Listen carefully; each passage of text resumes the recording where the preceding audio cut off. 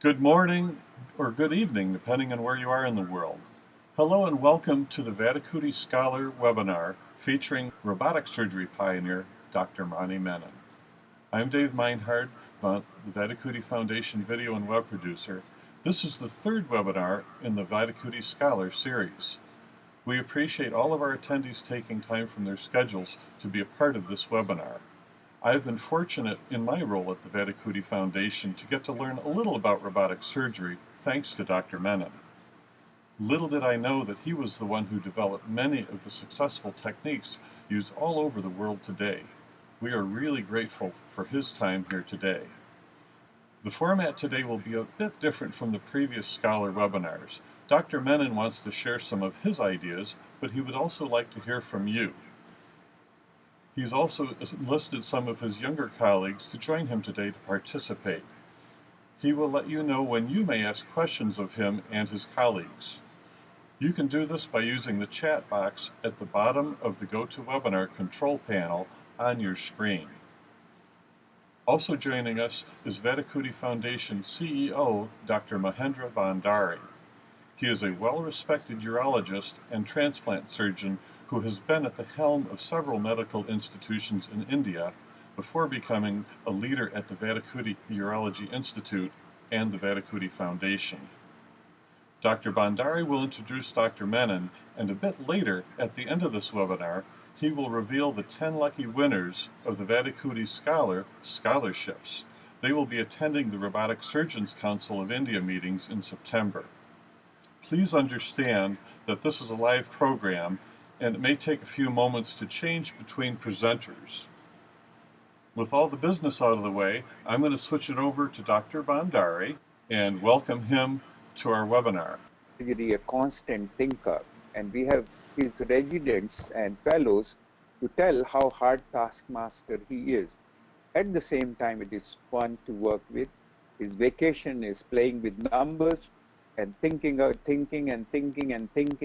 And if you happen to work with him, you could expect to get a call, and that is a recognition to you rather than a slur on you're working with somebody who keeps thinking 24 hours. Without coming in your way, and Dr. Menon, I would hand over to Dr. Menon. And welcome to the webinar. As I understand, the audience is twofold, MCH students and some medical students, and I don't quite know what the mix of it is. And in preparing this talk, there were two themes that the foundation had asked me to look into. One is very practical. For those of you who want an academic career, for those of you who are looking for training in the US, what insights do I have? How did things happen for me? How did I get where I was? And I also have three people who are closer to age to you than to me. Ramesh Kumar, Akshay Sood, and Deepansh Dalela, who are graduates from India. Ramesh is from Amrita in Kochi. Akshay is from the All India Institute of Medical Sciences, and Deepansh is from King George's. And I thought we could make this webinar highly interactive. You can type in questions at any time, and if the questions are relevant to the discussion and it's important for us to stop, we will stop and answer the questions. So these questions will go through the moderator, Dave, and then Dave will filter them and send them to us. Depending on, you can ask these questions to me, or you can ask them to the other panelists. Ramesh has finished his prerequisite general surgery training. He is a fellow with me in urology, a clinical research fellow, and will be applying for his residency program and starting his residency program next year. Akshay has spent time doing research, about 5 years, a couple of years in basic research and a couple of years developing kidney transplantation, and has now just started his residency. And Deepansh is just finished his internship and has started here, and he is a year or two behind in the various scheme of things. So I hope this will get you some idea as to where we are. I went to medical school in JIPMA in 1974. I was the first batch of JIPMA. We just had our 50th, in 1964, we just had our 50th anniversary last year. I was not a very serious medical student. To me, this was my first exposure to freedom. I grew up in a house that was very strict, and JIPMA was a boarding place. I was 400 miles away and 400 miles away from my parents' and my grandparents' influence, which had a lot of undesirable consequences. When I went to JIPMA, there was no Department of Urology. The medical school was just starting and the specialties were not in place. The first Department of Urology started, or the Department of Urology first started after I had left JIPMA and started my residency training. And the first chairman was Mahendra Bhandari.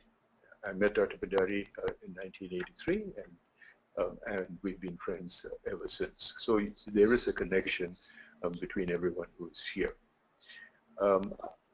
I would like to stop at this point and have the various people, other panelists introduce themselves. I'd like to start with Deepansh Dalela. Deepansh, can you log on and just say a couple of words about yourself? Hello. Thank you, Dr. Menon, and hello to everybody in India and wherever you are. Let me just quickly turn off this. Okay, so thank you again, Dr. Menon. As he mentioned, I finished my MBBS in 2012 from King George's Medical University in India. After a brief rotation of an observership at the VUI, I decided to work with Dr. Menon as a research fellow, and I've been working for nearly a year, and it's been a very exciting journey of learning learning the basics of what you need to work here, learning the basics of what you need to succeed here. So it's been a continuous process, and it's a process and evolution. And I'm very thankful to Dr. Menon for giving me an opportunity to work here with him. Ramesh, you want to go next? Hello, everyone. I'm Ramesh. I'm currently a fellow with Dr. Menon. I'm actually in a little unique position. I'm actually born and brought up in States, in Michigan. I did my schooling here. I did one year of undergraduate in Boston, and then I went to Amrita Institute of Medical Sciences, the Ames of the South, in Kochi, Kerala, and I finished.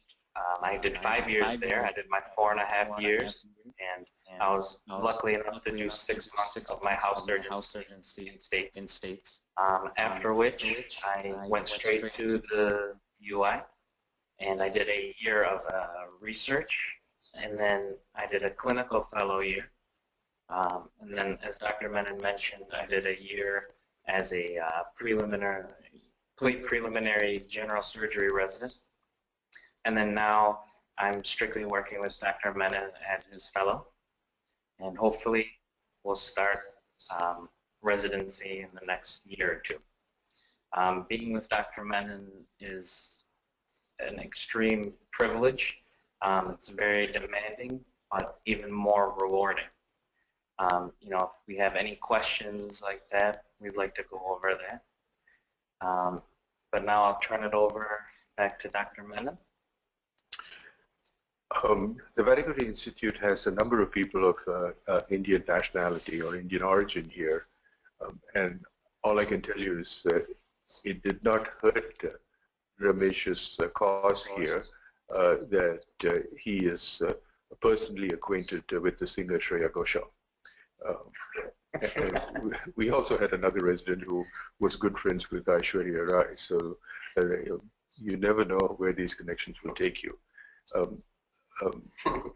Akshay Sood is the next person, and I'll have Akshay speak with you. Akshay had absolutely no connections with Bollywood, but Akshay's saving grace is there's a good TV show called MASH, and one of the lead actors was Corporal Radar O'Reilly, and when Akshay walked in, everybody thought that this was Radar. Radar happens to be the person who runs the MASH unit, so we thought Akshay would be a great, great resident, and that's really what it has turned out to be. Akshay? Thank you, Dr. Menon. Hi, everyone. My name is Akshay, and I was born in Chandigarh in India. I did my medical school from All India Institute of Medical Sciences in New Delhi, and I graduated in 2010. And then I went to Hopkins for 2 years, worked in urologic pathology with Dr. Epstein and Dr. Loten there. And then in January of 2012, I wrote a faithful email to Dr. Menon saying that it would be an honor if I could come and interview for a position with you. So I got a response from Dr. Menon, which I wasn't hoping that I would get. So he said, like, why don't you come? And then I was really excited, but then after I didn't hear anything for 3 months, and I was like, maybe they looked at my CV carefully and decided not to call me. But then Dr. Menon's secretary in April called me that I should come for an interview in May. And so I came, and then as Dr. Menon said, they took me because they confused me with Radar. And I've been here for 2.5 years. I did a lot of research with Dr. Menon in robotic kidney transplant, and then Dr. Menon also sent me to Harvard to work with one of Dr. Menon's previous fellow co-opted trade, and we worked there on health services outcomes. And so I've been working on these things, and I just started my internship this July. Thank you. So I thought I would open it out now for questions. Dave, if that's okay with you. What are you looking for, Dr. Menon, as far as someone that you want to be a resident or a fellow? What kind of qualifications, what are you looking for? Let me ask Akshay, since he's worked with me the longest. Akshay, what do you think the VUI looks for in a residency? You applied for the residency, you, I think, were deferred for a year, and then you were accepted. What do you think made you rise to the top? Thank you, Dr. Menon. I think, so to be a resident at VUI, I think I will divide into 3 qualities, I would say. So one is like the qualities you have in general, which is like, which will make you like succeed in any field, which is like, you should be ready to work hard, you should be honest in what you do, and if you make a mistake, you should be able to tell people that you have made a mistake, but you will do better, and and try to troubleshoot whatever you like. Don't always go asking questions, but I would say try to figure them out yourselves, and then if you cannot, then go ahead. But these are the general qualities which you should have. But like, to be a resident in US, or specifically in Vattikuti Urology, I would say you need to have some specific qualities. One of them is like, you should have a strong interest and passion in research. And as Dr. Bhandari mentioned in his introduction of Dr. Menon really likes to like think about urology all the time, and that's, so you need to slowly imbibe that thing, and you need to be like that you think about small things, how you can improve patient outcomes, how you can improve patient care. And that's, I mean, when I came to VU, I was very new, and Dr. Menon and Dr. Bhandari gave me the chance to be involved in robotic kidney transplantation. And honestly, I did not have any idea what I was doing, but I tried to learn, I tried to listen carefully what they wanted me to do. And I think, so you need to like really, I think like how, like all I did was in that project was I really read the literature, I went through what have been done on that, I tried to like capture data as meticulously as I can. And so I think because you never know what Dr. Menon is going to ask you, that why didn't you record this thing, or how did this patient do, and why did he do better or worse than other patients. So you need to think about things, and if you don't know, just I would say like read and try to record everything. So even so that at a later point, if you're asked what you should, like why do you think this is happening, so you have some, you can come up with some logical answer for that. And other than that, I think one important thing is, as Dr. Menon said, that I've done 5 years of research, and I did 2 years research, and then I got into residency. But then Dr. Menon discussed, and I actually deferred my residency for 1 year. So many of us who come from India, we have this thing in mind that we should do everything very quickly, we should proceed through everything. I don't want to spend time doing research. I think that you should not think like that. You should think, even if you do 1 year of research, what can you achieve in that? Because I believe like the last year of research which I've done has really made a difference. If I had started my residency 1 year ago without doing that year of research, I would have been very average at research or below average. But just doing that year, it exponentially increased what I know now about research, how many papers I published. So I think this is the second thing I would stress, is that you have to let go of that time thing. You really need to set goal for like at a level which you should achieve before becoming a resident, and be proficient, be good in whatever you are doing, though it's research. But there's a lot, like in India, we don't get exposed to research that much. So I think that's one of the things you need to learn. So I think it was very nicely put, Akshay, but to summarize it, accountability is important. You have to be accountable first and foremost to your patients, second to your teachers, but above all to yourselves. So that has to come from within you. You can't fake it. People will find out if you're not being totally sincere about this. The second thing that Akshay feels is important is a drive to excellence. You should try to improve yourself, as opposed to in India, where everything is told to you, you are taught, and you imbibe your professor's teachings. Here, we would like you to do that, but also think for yourself and think about how you can improve on the existing knowledge base in whatever you're doing. And Akshay brought the example of the kidney transplant. And you might start off fairly humble. There's an old English story about a bishop going to see the York Cathedral being built.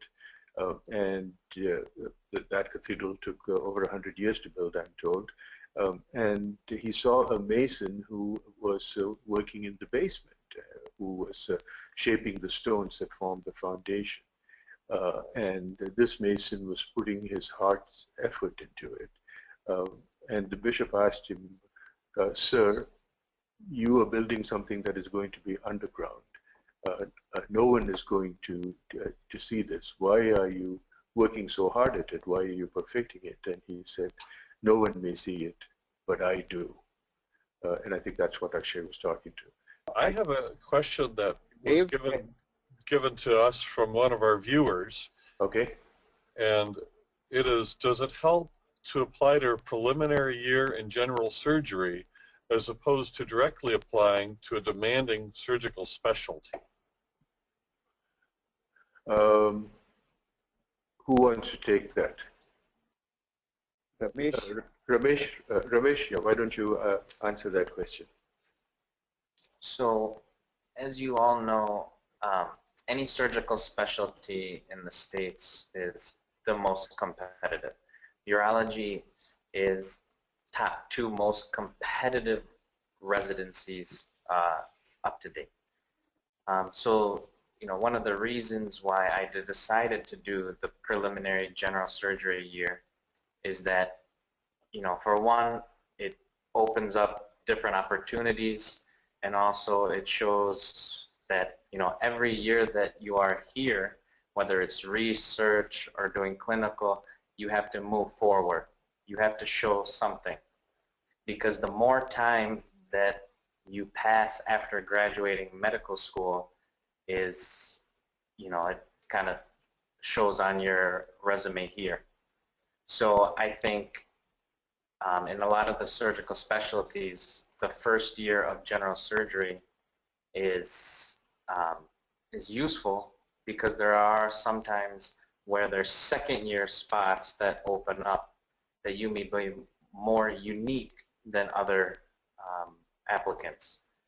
So, you know, it could go either way. Just you have to make sure that you are going forward and not standing still. You have to make sure that you're always improving your resume, your CV, and always doing something productive. At VUI, we've had 2 ways in which international medical graduates have got into the program. And both these ways are circuitous. It's not a one size fits all. There were people like Ashutosh Tiwari and Alok Srivastava, Sanjeev Kaur. These were all people who had done their MCH, and they had done even beyond their MCH. Every one of them came to do a fellowship, similar to not so much the Vattikuti Scholar Fellowship, but there are Vattikuti Fellowships. But they got that fellowship. They worked in the department for 1 year, 2 years, as long as it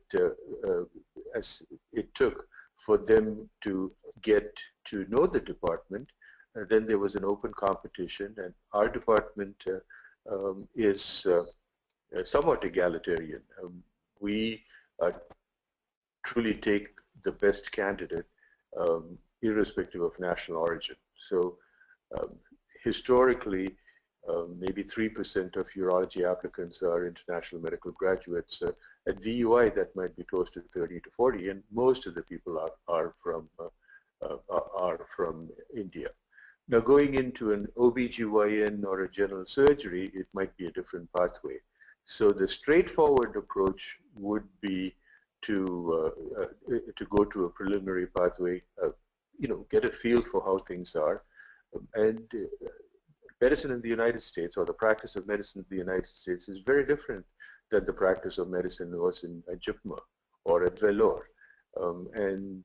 You will mature, and your ideas may change as you come. So don't lock yourself into something that you may not enjoy for the next 30 or 40 years. Dr. Bhandari, any thoughts? Can you hear? Yes, sir. Okay. I think Akshay raised a very pertinent point, which I experienced with all the Indians, my trainees and others who want to come. One of them is demolish this concept of time frame. Because in India, if you don't get a medical seat by the time you qualify with your age, your parents are upset, whole society thinks you are no good. First thing one has to do, what Akshay said, is there is no time frame in learning, and you have to continue to learn, because the fact remains that after you get into residency, the learning curve declines, learners decline because you have other responsibilities. Akshay, could you let them know I think I really enjoyed when you very gladly accepted, despite your being selected for residency for another year, to put in. What was your output? How many papers you wrote on your own, and how many abstracts you had? This is important for audience to know that it wasn't a slavery. It was a reward also. So before Akshay does that, um, um, two of the best residents we've had in Detroit, both were named Akshay, and neither of them had actually done their MCH. So their pathway was a little different, and Akshay soon alluded to this. Another favorite resident of mine is Akshay Bhandari, who is Dr. Bhandari's son, and knew somewhat about what was happening at the VUI through his father. Now it is entirely coincidental that both of them ended up coming to Detroit. It was it wasn't a 2-for-1 deal that we had. But that is another pathway. What if you have not done your MCH? What if you are just finishing up your house surgency in India, or you're doing your MS in India? How do you get into urology? And Akshay, you came right out of medical school, Yes. much like Akshay Bhandari did. So like first to answer what Dr. Bhandari said, I think so we have a very good team which we work with. We have three, like what we call, we have a team of 3 people, and it's increasing now. Ramesh, Deepash have also joined the team. So the other 2 people, Firas and Jesse, we have a team. We call, it's called VCOR, it stands for Vattikuti Center for Outcomes Research, Analytics and Evaluation. And we do a lot of research, as I said, on outcomes research and on robotic, different like robotic prostatectomy, kidneys, and kidney transplants. So last year actually was a very good year for us at both EAU and AUA, and also like publishing wise, we at AUA, and this is like a total team effort. So we at AUA we had 56 presentations in total. We submitted about 80, and 56 of them were accepted. And at EAU we had, I don't remember exactly, but we had like 40 plus or something presentations there, and 1 posters, and like we were selected for Medscape articles and news articles at AUA also.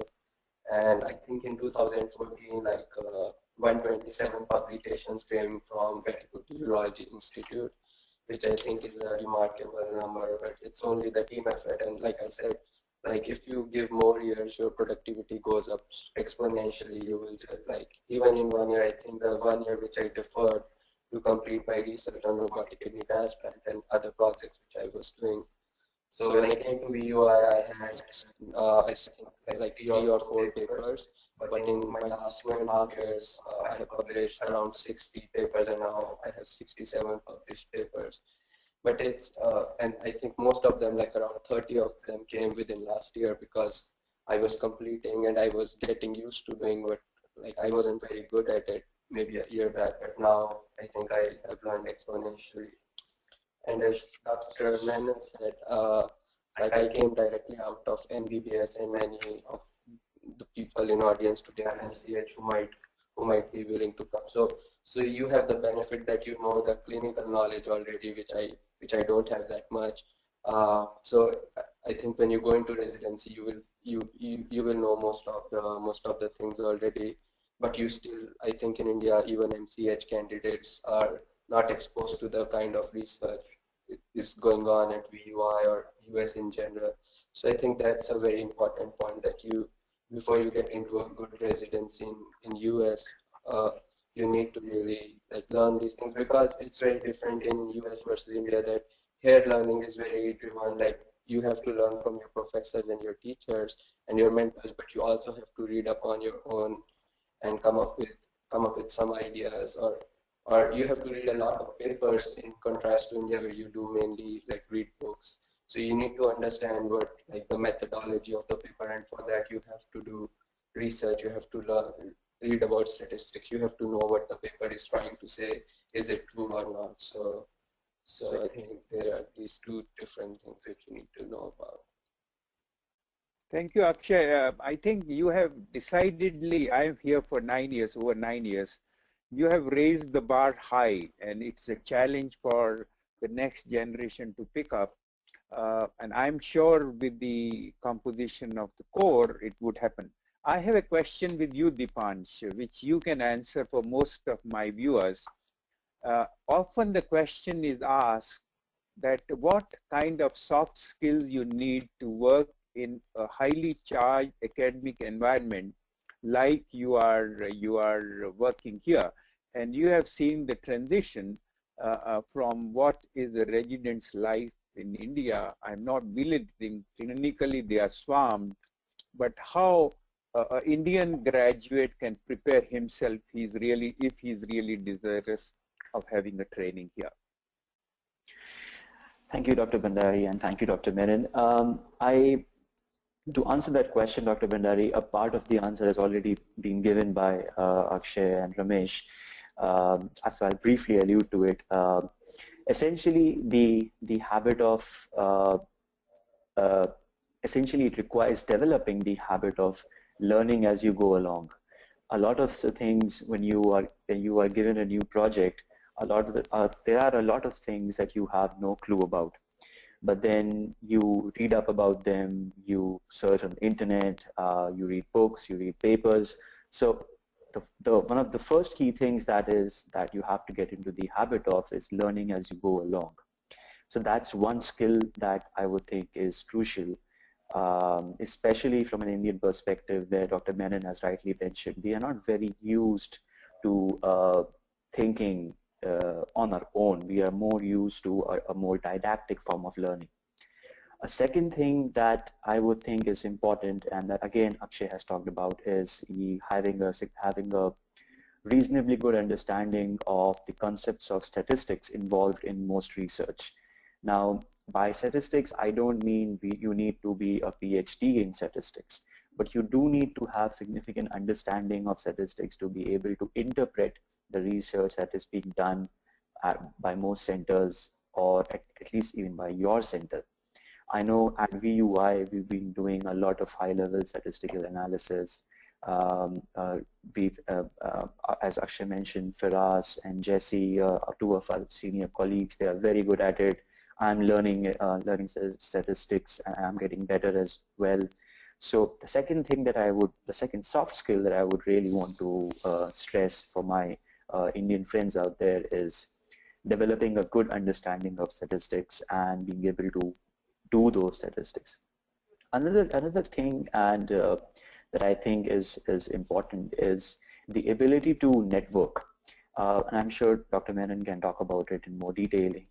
He is much more aware of the US scenario than I am, but this is what I have seen in my interaction with people. Your ability to network with your colleagues, your ability to get along with your colleagues, your ability to get on board with similar ideas with your colleagues and develop a good network of people who you're working with. That is another skill that we really need to work on, because unfortunately in India, a lot of the work happens in closed silos. In the US, the silo system doesn't really work. You have to work with the team. You have to network with your team in-house and network with your collaborators outside of your hospital or institution. So networking and getting along with people is another skill that I think is crucial to survive and establish a foothold in the medical establishment. And interestingly, another area that in fact I would like to thank Dr. Bhandari for cluing me onto it is the skill of doing simple things like video editing. Ramesh is an expert at video editing. He's made some wonderful videos for Dr. Menon and Akshay. I also learned video editing, and I did a lot of work on editing surgical videos of robotic nephrectomy when I was working with Dr. Craig Rogers last year. That's another skill that if you have is always a bonus. So these are the 4 or 5 areas that I feel from my perspective, I did not have these skills when I began. I slowly learned them, I picked them up, I am continuing to pick them up, and I'm fortunately, I have my senior colleagues, Akshay, Firaz, Jesse, I have Ramesh, and above all, I have Dr. Menon, who I can always turn to for guidance. But a lot of these things eventually come from within you. So I would focus on these areas as the soft skills term that Dr. Bhandari just used. So I think we've come up with 4 traits of transitioning to a successful training program in the US. One was accountability. The second was self-motivation, being a self-starter. These are what Akshay and Ramesh talked about. Now Deepansh has talked about critical thinking, which is somewhat related to native intelligence, so the IQ. And then he spent a fair bit of time talking about EQ, or the emotional aspects of interacting with people, which has very little to do with abstract raw intelligence. It's very pertinent comment for my Indian colleagues. I am best poised to answer that question because I would have touched hundreds of lives in India and training processes in these institutions, and I can compare my 9 years working in US. I worked with American residents, I worked with Europeans, and I have worked with Indians too. And the one term you need to learn is figure out, which I never found an Indian resident telling that. Whenever I used to give computer problems to any American, he says, do you know this? He said, no, I'll figure it out. He may wake up throughout the night and he'll come up with the solution. Even young kids come out with that. In Indians, we go and go and ask for somebody, can you tell us something, how to figure out? So I think what Deepansh and Dr. Menon made a point is that you have to learn, and you have to learn to figure out the solution of the problem. In future, we have a webinar we have planned, is critical thinking and how to figure out solution for the problem, which is taught to the engineering section and management, but not as much to the medical students. I think we'll have some questions which Dave has, and then probably we will finish up by ending the declaring the results. Dave. Okay, we have 2 questions and a comment. First, one of the questions: for a fresh intern from India who isn't very familiar with research and would like to be involved in surgical research, where and how does one start? Email researchers asking for an unpaid spot in their lab, or are there any skills, courses, or softwares one needs to learn before one can be considered? I can take this one. So thanks for the question. I think, like I said, in India we don't get exposed to much research, and it's a little bit hard. Like, you can learn specific things, you can have some understanding of statistics, which we do like when we come here, but not really great. You can learn some, like there are languages which you can learn, which will definitely help you. There are languages called like R statistical language, or you can start using softwares like SPSS, Stata, or something like that. And then there's like Deepansh and Ramesh. They know video editing very well. These are some skills which you can have, but you will never develop these unless you actually use them like regularly and you use them with a purpose. You cannot just sit and like learn SPSS and unless you are doing something meaningful with it. So and for your question about like sorry, let me go back. So if you want to do something while you are in India, I think what you can do is you can email people, definitely. And like I said, that's how I mean, I came to Hopkins. I didn't send out like 1,000 emails, but during my medical school, I went to Hopkins for 8 weeks, and then I had a connection, so I emailed my professor. There I got to Hopkins. Then when I was at Hopkins, I emailed Dr. Menon, and he gave me a chance to come and interview here. So that's how usually things are. You can send emails, you can try, and if you have a good CV, I'm sure like you will get recognized. If you have done something that like, and they recognize that okay, you are trying to do, you have limited resources, everybody understands that. So you can send emails and say like I would like to do, and usually I would suggest that there is always some period, like I would say 2 to 3 months period in which your mentors will evaluate you, how good you are. It's very hard for a mentor from like abroad to straight away give you a paid position. So I would say like usually you should come and do an observership for like 2 or 3 months, do either a research observership or clinical observership so that people can recognize like are you a hard worker, what qualities do you have, how much do you know about stuff, and your willingness to do things. And then honestly, if you do good work, then people will give you a like chance. They will recognize that you are at a very early stage and you don't know a lot, but they will give you a chance to learn stuff and do stuff. So I think that's the pathway. If you are in India, try to do whatever you can. Maybe you will not have many opportunities. Try to contact people abroad. You have to be very careful in selecting your mentors and hope that they will select you back. But I would not send out like 500 emails at different places and then you end up in a place where you didn't want to go. So I would like select your mentors and just hope that they will reply back to you. And hopefully they will, if you say like you want to come for an observership, I find it really hard that any person will deny you for that unless there are some visa issues or some regulatory issues.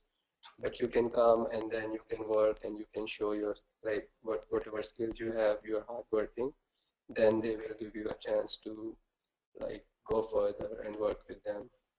Okay, here's a question that was directed to Dr. Kumar. And it's, how did Dr. Kumar do on his steps? What step 1 score is considered as the lowest baseline to be considered worthy of a surgical residency? That's a tough question. I think it's individually based about, because everything is not just based on your score.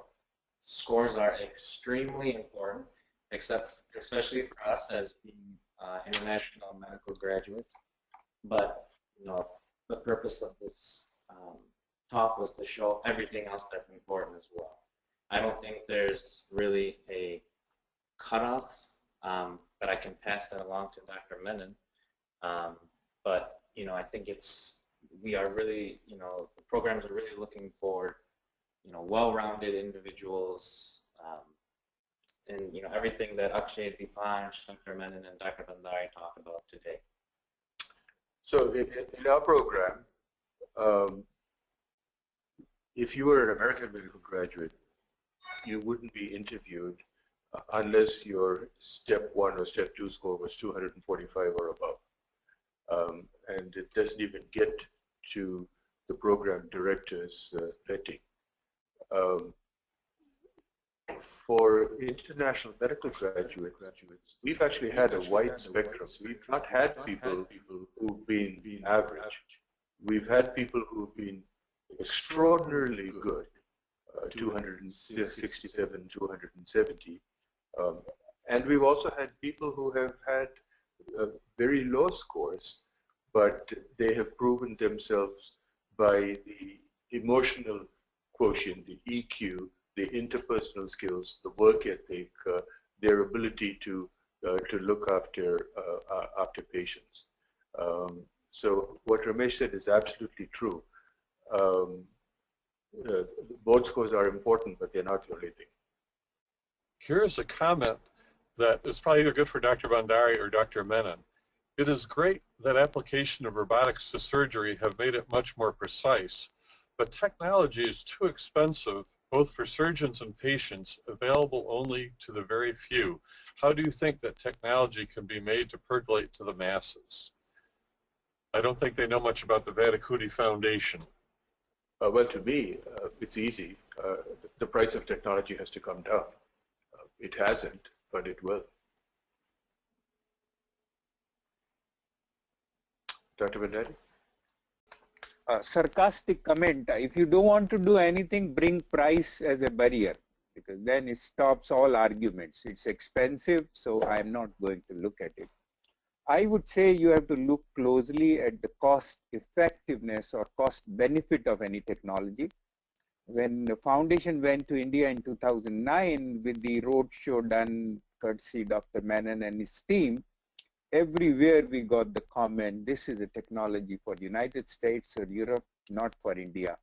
and all beliefs were unfounded. Today we have robotics growing and flourishing in India with 29 installation and hoping another 10 before December. So I think you have to look not at the cost but the cost benefit. Unfortunate part in Indian environment is that the hospital managers want to decide on buying a robot on the basis of rate of return, and then there is no point in wasting time because they don't understand everything they do for profits. So I think the company is making efforts to bring down the costs. Foundation has done a lot, and we concede that it is expensive for an average middle class Indian man, but it is coming down, I think, from $70,000 or $80,000 to bringing down the cost to $5,000. I consider it to be a great achievement. I think it looks like we're about ready to wrap up the webinar. What I think I'd like to do is ask Dr. Menon to maybe make a closing statement, and then we're going to turn it over to Dr. Bhandari, who has an announcement about 10 individuals that are getting scholarships from the Vattikuti Scholar program to the Robotic Surgeons Council. So Dr. Menon, once again, thank you for being here today and your colleagues, and I'll let you have a closing statement before we give it to Dr. Bhandari. Thank you. Thank you, Dave. My task was to give the audience a flavor for what it is like to train in the United States. We never got to the point of where we discussed what it requires to become an innovator in the United States, and perhaps that's as well, since we wanted to focus on the first aspect. You got a flavor for the way we think, I think, or the United States training programs think, in that this webinar could easily have been a monologue, a soliloquy by me, and there were no agendas that were set, and initially the thought was that I would simply talk to you for about 45 minutes and answer your questions. But I felt that having Deepansh and Akshay and Ramesh here truly stamps into you, instills in you how US training programs think. You are an integral part of the program. The programs are labile, they are flexible. You will stamp the program with your own personal qualities. It's not a trickle down, a top-heavy kind of learning that we use. And I hope that you found this appealing. I hope you find that the spontaneity is not chaotic. The answers were unvetted, and people spoke from their heart. And my goal was to give you that subliminal feeling as to how training in the United States is. Dr. Bhandari? Thank you very much, Dr. Menon and your team, and we achieved the objective. I'm sure it will answer a lot of questions which are younger people who are looking for a career in the United States. And now I have a very pleasant duty. As you know, the Vattikuti Foundation is well ahead on its mission to produce well-trained robotic surgeons. And we have been working on this. We started with 4 trained surgeons in India in 2009, and now we have close to 147 surgeons trained in India. And recently our focus is on younger surgeons to take to robotic surgery irrespective of the discipline. So we keep involving in encouraging activities, and this time we have Robotic Surgeons Council, which Foundation is funding for several years. We have it twice a year, where it's a political academic platform for robotic surgeons of diverse specialties to meet twice a year, and the entire activity is funded by the foundation. This time we have a meeting in Cochin in September, and I thought, why not invite some interested robotic surgeons. So we floated this information for them, And this is, it was a tremendously good response. Obviously, 68% of them were urology residents, and within a year of their postgraduate program, after they have graduated, which is very close to 62 to 68% of robotic surgery is urology. However, what was encouraging that other specialties are also getting involved. So we had a little bias about growing, especially like gynecology, cancers, including throat cancer and thoracic surgery. This was the institutions across from north, south, west, east. We had applicants from all the institutes. This is another list. You have the applicants from academic institutions, private institutions, government institutions. It is highly competitive. We started with selecting, announcing 4, but then looking at this response, I decided, we at the foundation decided to give it to 10 people of 53, and then obviously keeping the percentage, 6 of them are urologists and 4 from other specialties. So I'm very pleased to announce, and this includes your travel expense by year, accommodation, registration, social events, everything. So congratulations to Raghuram Ganesh Mani, Amit Agarwal from Pune, is from Army, and Army has the first one of the XI robots, and they are going on a program. Saurabh Gupta from King George's Medical University, Lucknow. Aditya Sharma from PGI Chandigarh, Jay Kumar from Calcutta National Medical College, Kolkata, Sanjay Kumar Sureka from Sanjay Gandhi Postgraduate Institute, Lucknow. Then other specialties, we have Vishwas Pai, Oncology from Tata Memorial Cancer Center, Mumbai. Praveen Rathod in Gynec Oncology from Kidwai Memorial Institute, Bangalore. Ritesh Ranjan on thoracic, ENT part of it, the transoral robotic surgery from Rajiv Gandhi Cancer Institute. And Abhishek Tiwari from Apollo, Delhi. Some of them are already working in robotic centers, and congratulations to all of them. Look forward to meet with you. And you would have a great opportunity to network with the surgeons, because a lot of requests are there.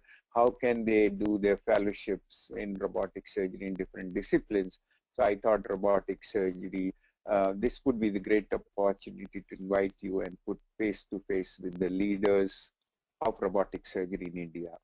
I have another announcement to make, that I want to extract maximum out of what I spent.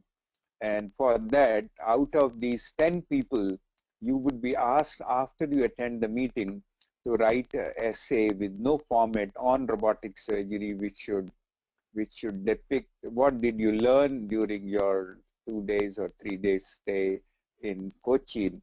And on that basis, as even this was done as a peer reviewed, we sent it to peers, and we have implemented exactly as your CVs and your write-up. So out of these 10, one best essay, whoever gets picked up by the peers would be given another opportunity to participate in another next Robotic Surgeons Council meeting. We do not know at what place, but it would be sometime in January and February. So welcome aboard to the robotic surgery, and look forward to meet with you. Thank you very much for participating in this webinar. And our office, Sarika Mehta, will write these individuals individually, informing them that they have got this award. Thank you very much. Hello, everyone. Thank you again for attending our webinar. We really appreciate it. I hope you all enjoy the rest of your evening or the rest of your day. And with that, we're going to say goodbye to all of our attendees, and thank you again to Dr. Menon, Dr. Kumar, Dr. Sood, Dr. Dalila, Dr. Ramesh, and Dr. Bhandari. We're going to end the webcast. Thank you very much.